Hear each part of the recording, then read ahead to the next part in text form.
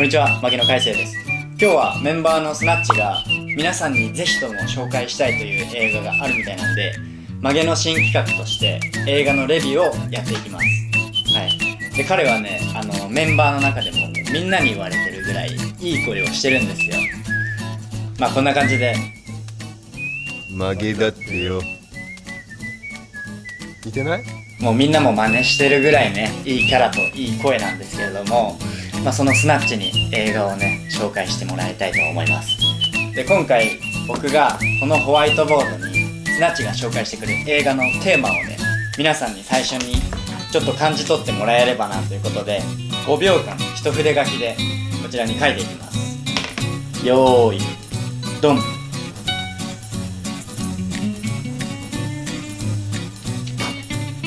はい、書けました。わかるかな？いきますよ。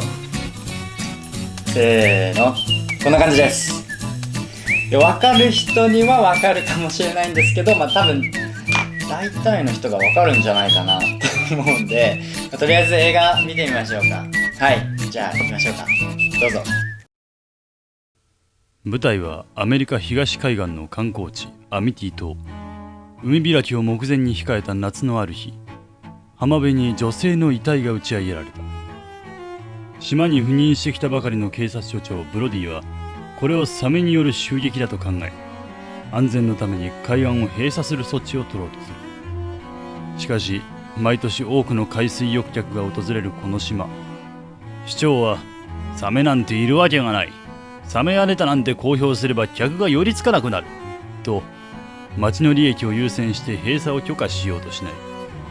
結局この件はボートによる事故として処理することとなってしまった。しぶしぶ海岸をパトロールするしかないブロディ。海水浴に興じる地元民たちを見守りながらも、彼はサメの不安を拭い去れずにいた。そんなブロディの目の前で事件は起きた。浮き具に乗って泳いでいた少年の一人が悲鳴を上げ、海が真っ赤に染まる。そう、サメは本当に存在したのだ。少年は海に引きずり込まれ、遺体すら上がらなかった。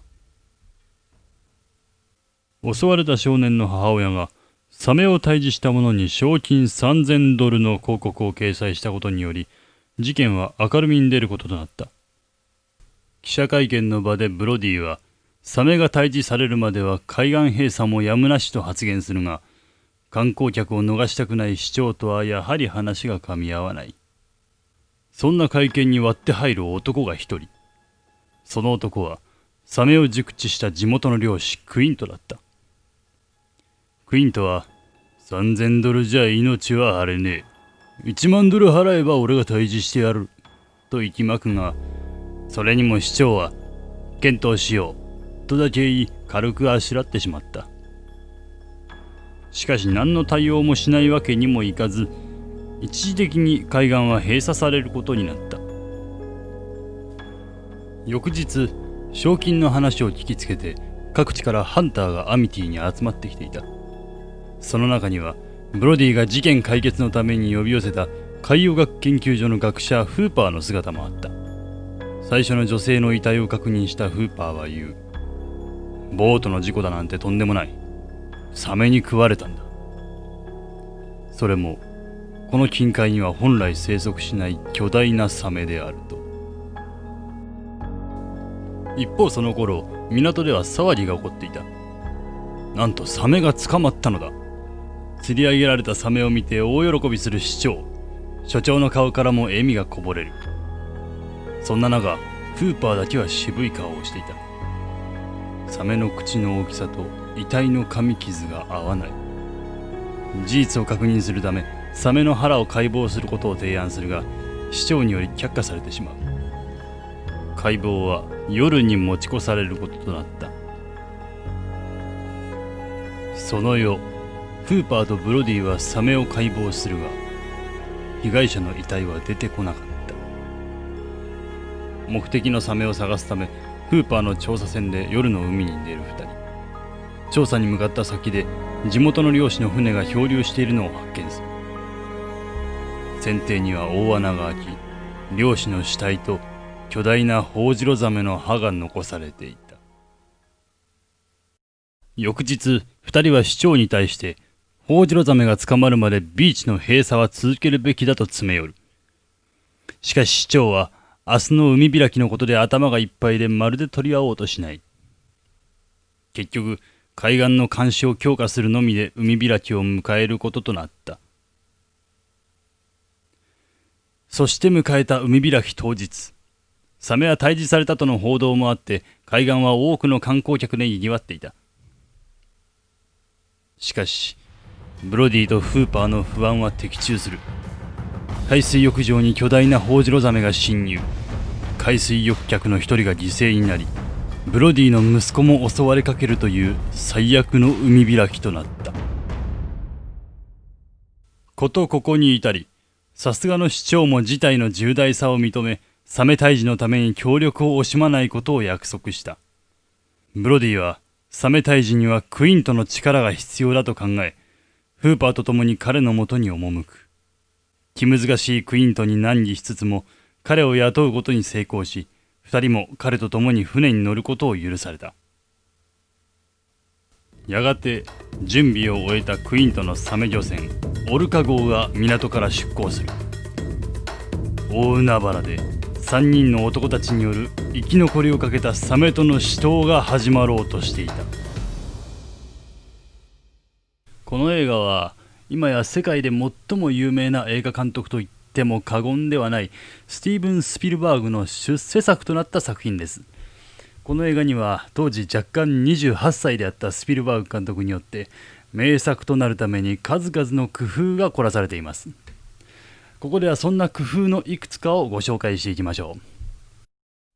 ジョーズの原作は1916年にアメリカで実際に起こったニュージャージーサメ襲撃事件を題材に作家のピーター・ベンチリーが書いた同名の小説が元になっています。映画の脚本も初めはベンチリーが担当していたそうですが、出来上がった脚本を見たスピルバーグ監督はなんと面白くないとこれを一蹴してしまいました。その後、監督の友人である脚本家のカール・ゴットリーブに依頼をしてサメを人知を超えたモンスターとして描いたド迫力の脚本が完成しました。ちなみにベンチリーはサメの被害を伝えるニュースレポーターとして映画本編にも出演しています。本作において圧倒的な存在感を放つのはやはり巨大なホウジロザメでしょう。その迫力を表現するために実際に巨大ザメのロボットを作って撮影を行っています。ところがこのサメロボット、ほとんどテストもできないままクランクインを迎えたもので、撮影中に故障が頻発したそうです。おかげで制作費は当初の3倍にも膨れ上がり、一時は撮影の打ち切りも検討されたそうです。しかし根気で撮影を続けた結果、劇中で描かれる大迫力の戦闘シーンが完成しました。もうすっかりおなじみとなったテーマ曲に加え、劇中のシーンを盛り上げる音楽の数々はジョン・ウィリアムズが作曲しています。特に物語後半、海へ出たブロディたちの前に初めてサメがその姿を現す場面、ついに始まった戦いに緊張感と迫力を持った音楽が融合し、皆さんも手に汗握ること間違いないでしょう。ウィリアムズはこの作品以降も E.T., ジュラシック・パーク、インディ・ジョーンズなど多くのスピルバーグ映画でも音楽を担当し、言わずと知れた名曲の数々を生み出し続けています。いかがでしたか？今から数えること45年も昔の作品ですが、今なお色あせることのない名作であると言えましょう。気になった方、まだ見たことのない方はぜひ一度ご覧になってみてください。海の男の戦い、そして怒涛のクライマックスをその目に焼き付けましょう。いやー、難しかったかな。わかりましたかね正直言うと僕はそんなに絵が上手じゃないです。はい。こんなことは置いといて、本当にね、でもスナッチの声はいい声でしたね。で僕自身もジョーズは1回ぐらいしか見たことないんですけど、やっぱりこうやってスナッチが紹介してくれてね、どんどん続きがね見たくなったんで、また見てみようかなって思うんですけど、今のこの暑い時期海に行ったりすることも多いかなと思うんですけれども、サメはやっぱり怖いですね。気をつけましょう。はい。でも今回みたいなこういう本当に新しい企画なんで、また見てみたいなと思ってもらえた人はぜひいいねを押してもらってチャンネル登録もしてください。スナッチがまた面白い映画を持ってきてくれると思います。はい。じゃあそんな感じでまた別の動画でお会いしましょう。バイバイ。